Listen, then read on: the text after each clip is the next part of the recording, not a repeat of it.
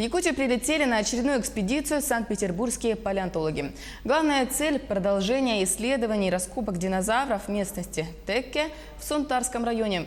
Именно в этом месте в 2003 году местный палеонтолог раскопал часть позвоночника травоядного динозавра, который, по версии ученых, существовал 130 миллионов лет назад. Пока же были найдены только фрагменты, изолированные кости. Но, тем не менее, мы можем сказать о тех группах, которые там жили. Это стегозавры, это формы, которые имели пластины на спине и шипы на хвосте. Это травоядные динозавры.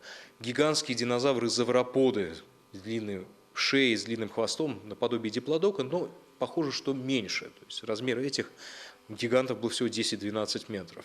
Кроме этого, были хищные динозавры, которые охотились на травоядных, и какая-то еще группа, тоже растительноядных динозавров, может быть родственники игуанодона. То есть, по крайней мере, 4 группы динозавров там было.